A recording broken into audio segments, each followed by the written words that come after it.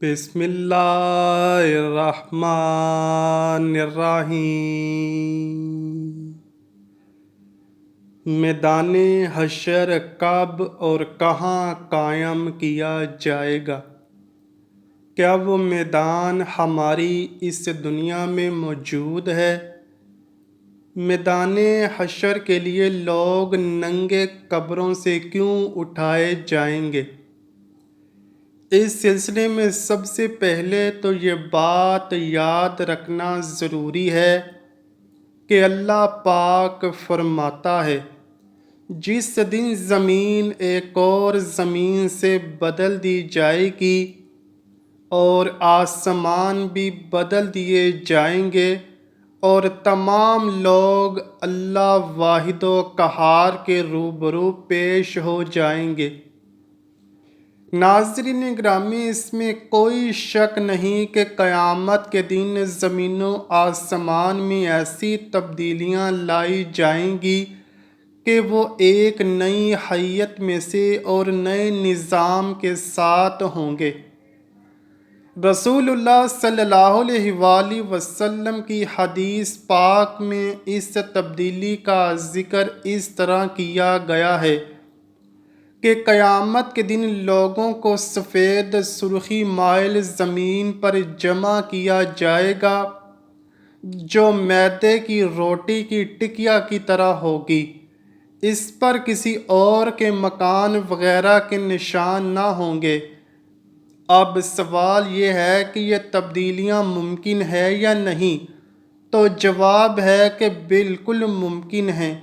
جب ماضی میں مادہ میں بہت سے تغیرات رونما ہوتے رہے، یہاں تک کہ اس نے موجودہ زمین کی شکل اختیار کر لی، تو آئندہ اس کی ساخت میں تبدیلیوں کا رونما ہونا ہرگز بعید نہیں ہے، اور اس کا خالق یقیناً اس بات پر قادر ہے کہ اس کے عناصر ترکیبی اور اس کے طبعی قوانین کو بدل دے۔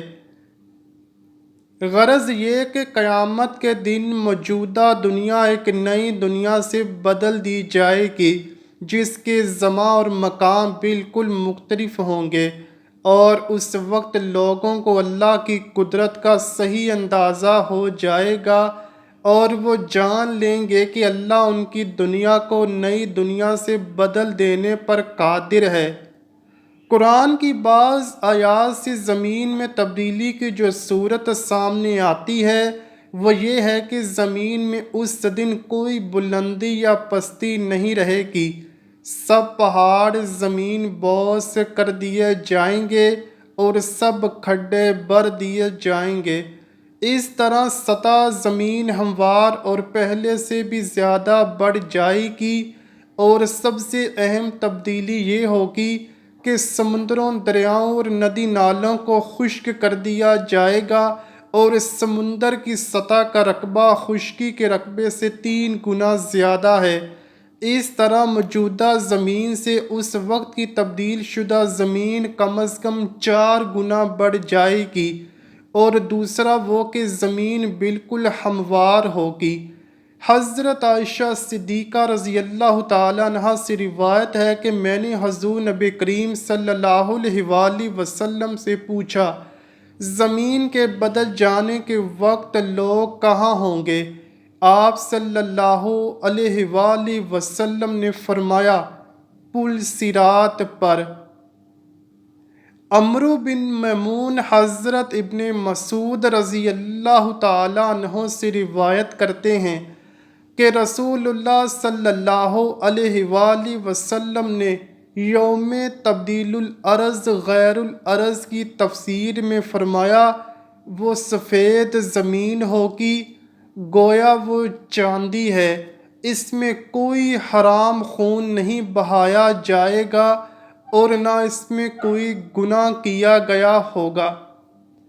اب آتے ہیں اس سوال کی طرف کہ موجودہ زمین کے لحاظ سے زمین کا وہ کون سا حصہ ہوگا جہاں محشر برپا کیا جائے گا۔ ناظرین گرامی، موجودہ زمین کے لحاظ سے ارض محشر کا خطہ سرزمین شام ہوگا۔ امام احمد نے مسند اور حاکم نے مستدرک میں حدیث بیان کی ہے، تم اس طرف پیدل سوار اور منہ کے بل گھسیٹتے اکٹھے کیے جاؤ گے، اور اپنے ہاتھ سے ملک شام کی طرف حضور پاک صلی اللہ علیہ وآلہ وسلم نے اشارہ کیا۔ اور صحیح الجامع الصغیر میں علامہ البانی نے مسند احمد وغیرہ سے حضرت میمونہ بنت سعد کی حدیث نقل فرمائی ہے کہ رسول اللہ صلی اللہ علیہ وآلہ وسلم نے فرمایا، شام حشر و نشر کی سرزمین ہے۔ قرآن پاک میں ارشاد ہے، اور جس دن زمین کھینچ یعنی بچھا دی جائے گی، اس کی تفسیر میں امام ابن کثیر نے ابن جریر کے حوالے یہ روایت بیان کی ہے کہ نبی کریم صلی اللہ علیہ وآلہ وسلم نے فرمایا، جب قیامت کا دن ہوگا تو چمڑے کی طرح زمین کو کھینچ کر پھیلا دیا جائے گا، پھر کسی آدمی کے لیے 2 قدموں کے رکھنے سے زیادہ جگہ نہ ہوگی، پھر سب سے پہلے مجھے پکارا جائے گا۔ مسند احمد کی روایت ہے، حضرت میمونہ رضی اللہ تعالیٰ عنہا نے ایک مرتبہ بارگاہ نبوت میں عرض کیا، اے اللہ کے نبی صلی اللہ علیہ وآلہ وسلم، ہمیں بیت المقدس کے متعلق کچھ بتائیے۔ نبی کریم صلی اللہ علیہ وآلہ وسلم نے فرمایا، وہ اٹھائے جانے اور جمع کیے جانے کا علاقہ ہے۔ ترمذی شریف کی روایت میں ہے، حضرت عبداللہ بن عمر رضی اللہ تعالیٰ عنہ کے پاس ان کی باندی حاضر ہوئی اور عرض کیا، مجھ پر زمانے کی گردش ہے، لہٰذا میں چاہتی ہوں کہ عراق چلی جاؤں۔ حضرت ابن عمر رضی اللہ تعالیٰ عنہ نے فرمایا کہ شام کیوں نہیں چلی جاتی ہو، وہ حشر و نشر کی سرزمین ہے۔ مذکورہ روایات سے معلوم ہوتا ہے کہ میدان محشر شام کے علاقے میں قائم ہوگا، نہ کہ میدان عرفات میں۔ اس لیے بیت المقدس کے علاقے سے مراد پورا علاقہ شام لیا جاتا تھا، جیسا کہ ترمذی شریف کی روایت سے واضح ہوتا ہے۔ معلوم ہونا چاہیے کہ احادیث مبارکہ میں جس خطہ ارضی کو شام کہا گیا ہے، اس کی جغرافیائی حدود اس مملکت سے بہت وسیع ہے، جسے آج کل دنیا ملک شام کے نام سے جانتی ہے۔ اس سے پہلے شام کے نام سے موجودہ خطہ ارضی میں فلسطین، اسرائیل، موجودہ شام، اردن، لبنان، سائپرس اور ترکی کا ایک صوبہ بھی شامل تھا۔ البتہ اس کا تعین نہیں ہے کہ علاقہ شام کے کس مقام پر میدان محشر قائم ہوگا۔ ناظرین گرامی، آپ کو یہ جان کر حیرت ہوگی، میدان محشر میں سب لوگ ننگے اکٹھے کیے جائیں گے۔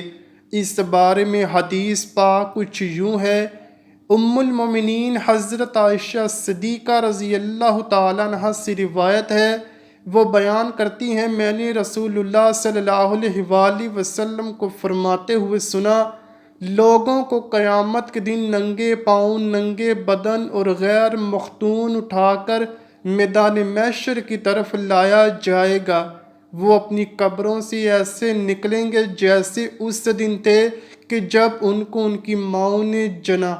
میں نے دریافت کیا، یا رسول اللہ صلی اللہ علیہ وآلہ وسلم، مرد اور عورتیں سب اکٹھے ہوں گے تو پھر تو وہ ایک دوسرے کو ننگے دیکھیں گے۔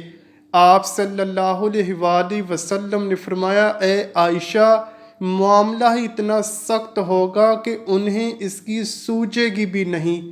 اور ایک روایت میں ہے کہ رسول اللہ صلی اللہ علیہ وآلہ وسلم نے فرمایا، معاملہ اس بات سے کہیں زیادہ سخت اور اہم ہوگا کہ مرد اور عورتیں ایک دوسرے کو ننگے دیکھنے لگیں۔